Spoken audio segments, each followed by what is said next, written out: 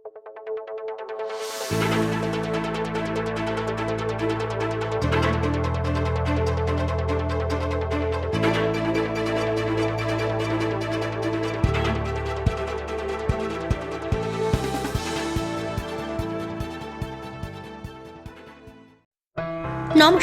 Hello কলকাতায় আপনাদের সকলকে স্বাগত। আমাদের চ্যানেলের সঙ্গে যুক্ত থাকতে সাবস্ক্রাইব করুন এবং শেয়ার করুন হ্যালো কলকাতা টিভি। নিত্য নৈমিত্তিক নিউজ আপডেট পেতে বেল আইকনটি প্রেস করুন।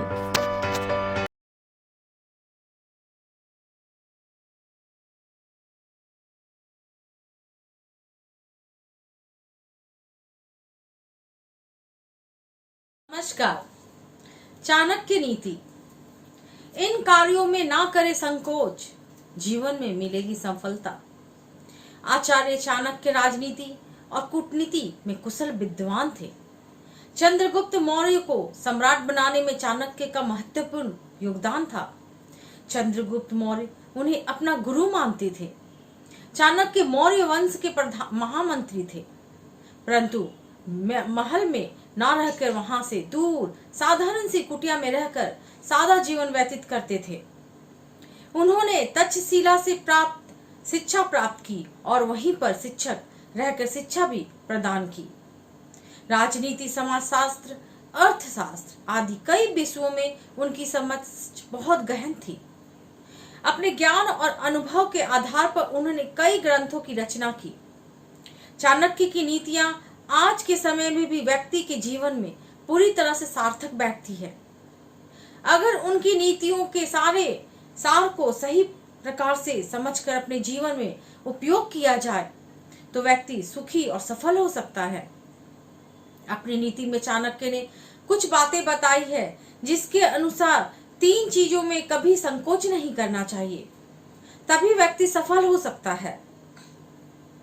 गुरु से शिक्षा प्राप्त करते समय चाणक्य के अनुसार किसी भी विद्यार्थी को शिक्षा ग्रहण करते समय संकोच नहीं करना चाहिए। ज्ञान प्राप्त करने का समय ही सबसे महत्वपूर्ण होता है। इसलिए अगर आपके मन में किसी प्रकार का कोई प्रश्न हो तो तुरंत पूछ लेना चाहिए, क्योंकि जिज्ञासा को शांत करना बहुत जरूरी होता है, अन्यथा ज्ञान अधूरा रह जाता है। अधूरा ज्ञान प्राप्त करके आप जीवन में सफल नहीं हो सकते हैं। कारोबार और धन के मामले में कभी भी संकोच नहीं करना चाहिए। अगर आप कारोबार की बात करते समय संकोच करेंगे तो कई बातें स्पष्ट नहीं हो पाएगी, जिससे आपको कारोबार में परेशानी हो सकती है। इसलिए कारोबार की बात निसंकोच करनी चाहिए, ताकि आप कारोबार में सफल हो सके। इसी तरह से धन के मामले में संकोच ना करें। यदि आपने किसी को धन दे रखा है तो उसे मांगने में संकोच ना करें। भोजन करते समय नहीं करना चाहिए संकोच। चाणक्य कहते हैं, वैसे तो अति से ज्यादा भोजन सेहत को हानि पहुंचाता है, इसलिए अधिक भोजन का उपभोग नहीं करना चाहिए, परंतु भोजन करते समय संकोच भी नहीं करना चाहिए, क्योंकि भोजन से ही हमें शक्ति प्राप्त होती है और हमारा स्वास्थ्य सही रहता है। सही से भोजन ना करने पर स्वास्थ्य पर विपरीत प्रभाव पड़ता है। खराब स्वास्थ्य के साथ सफल नहीं हो सकते। मैं ललिता कुमारी, धन्यवाद।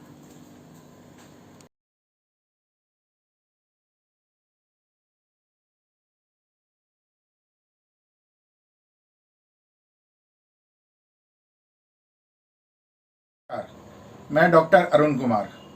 आज का विषय है अस्थमा के मरीजों को कोरोना वायरस का कितना खतरा। सुरक्षित करने के लिए वे मरीज क्या करें। कोरोना के बढ़ते संक्रमण के बीच अलग अलग बीमारियों से जूझ रहे लोग थोड़े सशंकित दिख रहे हैं, खासकर बुजुर्ग या फिर जिन्हें पहले से कोई स्वास्थ्य समस्या हो। उन्हें इस समय कोरोना से ज़्यादा खतरा बताया जा रहा है। ऐसे में अस्थमा यानी दमा के मरीजों को ऐसा लग रहा है कि उन्हें कोरोना वायरस का खतरा ज़्यादा है। चूँकि कोरोना वायरस फेफड़ों पर हमला करता है, इसलिए अस्थमा के मरीजों को डर है कि कोरोना के संक्रमण से वे ज़्यादा प्रभावित हो सकते हैं। अस्थमा के मरीजों की चिंता सोशल मीडिया पर चल रहे एक मैसेज ने भी बढ़ा दिया है, जिसमें कहा गया है कि सांस लेने में परेशानी होने पर जिस कॉर्टिजोल स्प्रे या इनहेलर से राहत पाते हैं, उसका इस्तेमाल संक्रमण का खतरा बढ़ा सकता है, कारण कि स्प्रे से शरीर की इम्यूनिटी कमजोर होती है। आइए जानते हैं इस बारे में विस्तार से। स्वास्थ्य विशेषज्ञों के मुताबिक अस्थमा के मरीजों का इम्यून सिस्टम कमजोर हो जाता है, जिससे किसी प्रकार का वायरल संक्रमण उन्हें जल्दी प्रभावित करता है। क्योंकि ये पहले से ही सांस संबंधी परेशानियां झेल रहे होते हैं, ऐसे में कोरोना संक्रमण होने की स्थिति में उनकी स्थिति खराब हो सकती है। डॉक्टर बताते हैं कि जब शरीर की इम्यूनिटी मजबूत नहीं होगी तो वह संक्रमण बर्दाश्त नहीं कर पाएगा।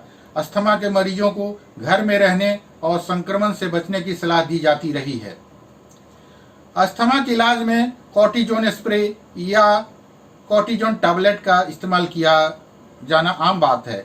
इससे एंटी इन्फ्लेमेटरी प्रभाव पड़ता है, जो मरीज के फेफड़ों की पतली नलियों में होने वाली परेशानी को कम करता है।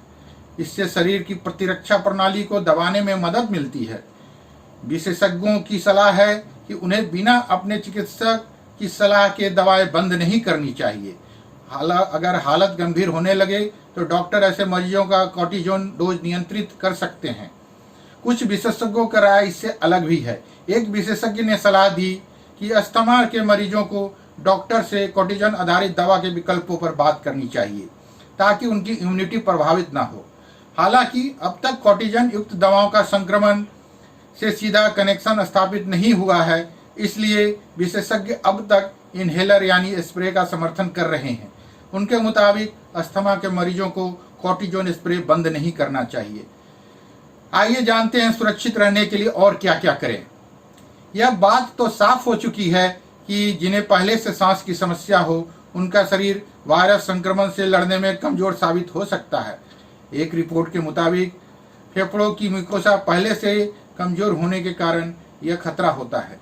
लंग स्पेशलिस्ट बताते हैं कि अस्थमा के मरीजों में उनके म्यूकोसा में एलर्जी के कारण होने वाला अक्सर इन्फ्लेमेशन दिखता है, लेकिन यह निमोनिया का रूप नहीं होता।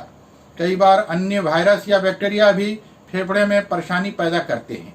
डॉक्टर सलाह देते हैं कि अस्थमा के मरीजों के लिए पहले से ही इन्फ्लुएंजा और निमोकोकल वैक्सीन लगवाना अच्छा होता है। अस्थमा के मरीजों को इस दौर में फिजिकल डिस्टेंसिंग बनाए रखने के लिए हाइजीन का बहुत ख्याल रखने की जरूरत है। धन्यवाद। आपका अपना डॉक्टर अरुण कुमार।